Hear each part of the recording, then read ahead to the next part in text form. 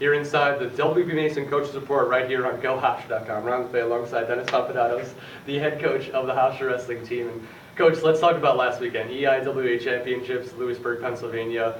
Vinny Vespa standing out. He finished 5th. I saw your tweet. You tweeted, I'm very proud of him finishing in 5th place. There were only 4 allocations at 133, so he just barely misses the NCAA tournament. Overall, Hofstra, 14th place in the EIWA tournament. What did you see in the EIWA championships? More of the same. Obviously a very young, unexperienced team that, needed a lot of guys that were being used and needed more development to be able to do, what we needed to get done. So by no means was it, it's a letdown, because there's always a letdown. You don't want to finish 14th out of 16th and finish where you are, but coming into it, it's what we were expected to finish. We had one guy see the top 8. That guy actually suffered a concussion in the first 20 seconds of the first match. And then, thank God, Vinny stepped up, and he wrestled really well. Obviously, we're always looking for champions, but Vinny fought. Vinny wrestled hard.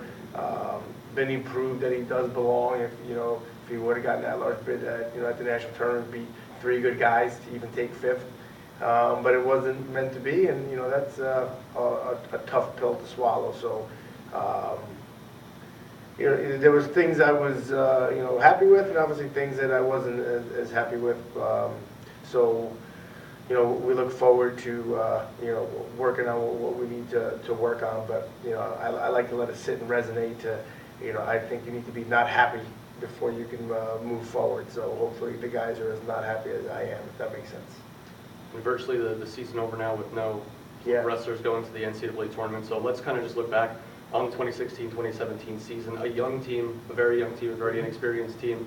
Vinny Vespa, one of those wrestlers that really stood out this year. Who else really stood out, took the reins? We talked about it day one, a young team that can really see a lot of wrestlers mature this season. Who were some of those wrestlers? Obviously Sage Hellis showed huge signs at some points, but at the end of the year, didn't go the way he.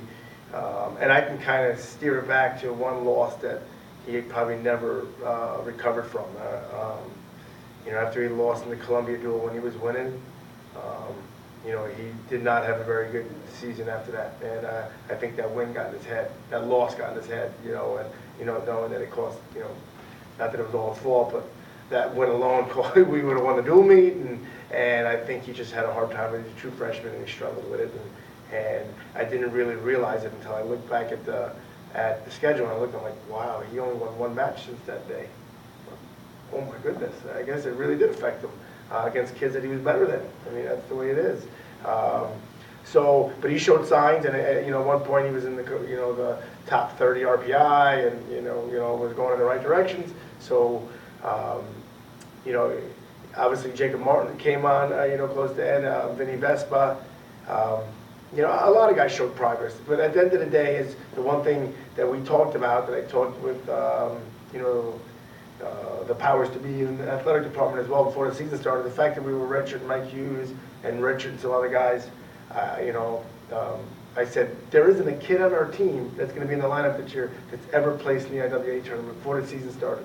And I said, I took it one step further. Some of the other kids that are redshirting, there isn't a kid on the team that's ever won a match at the IWA tournament before this season started. I said, so be prepared, don't be prepared, but just understand that, the optics of it, like this could be a year that to do what we want to do for the future, we're almost going to be willing to take it on the chin this year. I wanted not to.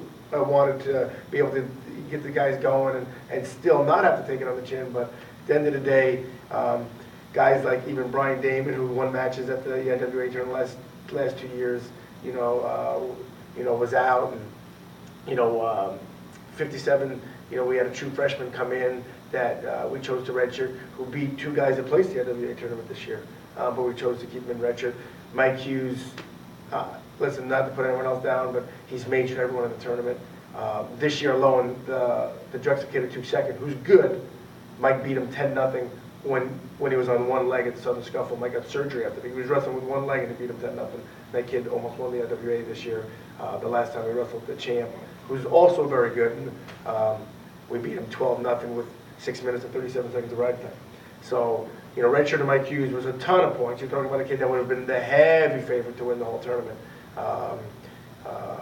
So, and some other guys, Corey Damiano's won matches at the end of the year before he was out. As I said, Brian Damon, a bunch of true freshmen, and hopefully gears them up ready for next year, because now everybody's back, plus the 7 guys who redshirt. And like I said, some of them would have made an impact this year, so they'll make an impact next year. So, that's what we're kind of working on. Despite all that, still pull out a handful of wins this season. Yeah. A lot of close losses in some matches, a lot of close losses in some dual meets. You think the experience of next year can help put you over the top and get over the hump of those close losses, and not only dual meets, but those individual matches as well? It has to, and that's what you're working on, or all is lost, as I like to say. As we kept saying, and I knew there'd be a chance, you got to hope on, as you're edging, you got to hope that it all breaks through together. You know what I mean? And that's just kind of how it has to go. Sometimes you've seen it before, you've seen it with other teams before, where the 1 year turnaround, when things finally break through, it opens floodgates. So I was hoping to get the breakthrough this year. I knew being a young team there was a chance it wouldn't happen, but we were working towards that breakthrough. So obviously now we have no choice now but to hope that the breakthrough and keep working on it, expecting it to come through next year. And like I said, we won't be very young next year. We only lose 2 guys this year. One would have been helpful this year, Kyle Savage, who got his career ended much earlier than we would. He would have been back next year as well. But he's going to graduate and he's going to be done, and we wish him the best. And then Kyle and then Corey Gagarian's done. So we have 2 roster spots, but we have very, very, very limited resources scholarship-wise to bring someone in. So we're making a decision now if we want to use our very limited resources in and bring someone in this year, or do we want to save all our money and go after a bunch of juniors. So there's a very realistic chance that we're not going to bring any true freshmen in next year, which I don't know what other team has that challenge. You know what I'm saying? It is the best way I can use to put it. But we're choosing to use we don't know what we're going to do yet. We're looking to see, what remaining seniors are left. We need someone that's willing to come in and make an impact next year. If then someone else needs to be developed, we're probably going to push the money aside till the junior year and get, what we consider more of a star ready that comes in to go. So we'll see. So we may not even choose to even bring walk-ons on. We may choose to start the year with 18 people next year, just so we have 4, because then two people graduate next year, so we'll have 4 roster spots with actual resources to go get them is the route we may go. We're going to sit in the staff and talk. We want to do what's right for the program, what's right for the future, and bringing studs in is what's right. So whatever it takes to bring studs in is the better route. Finally, Coach, any other final thoughts on the 2016-2017 season? Hard on me.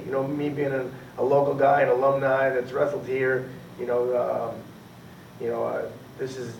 been to the national tournament 19 years in a row. This would be my 20th, and as of right now, I don't even know if I'm going to go. Everyone would want me to go, but I kind of want to. I may stay here and tend the farm and do what we need to do. I haven't fully decided yet, so that's a tough pill to swallow. I've never paid to go to the national tournament myself, and I wouldn't. Obviously, I could go on, with Hofstra representing, but I'm starting to wonder if maybe there's more things I need to do here than be there. So, like I said, I take it hard. I take it personal, but I'm not going to deviate from the plan that I let out, which put a lot of eggs in next year's basket. So, we've always had those eggs in that basket, so it's not like anything changed, but now that basket's got to deliver. So I got to put the time in and the work in and the belief in, and hopefully the guys are doing the same to make sure that basket delivers.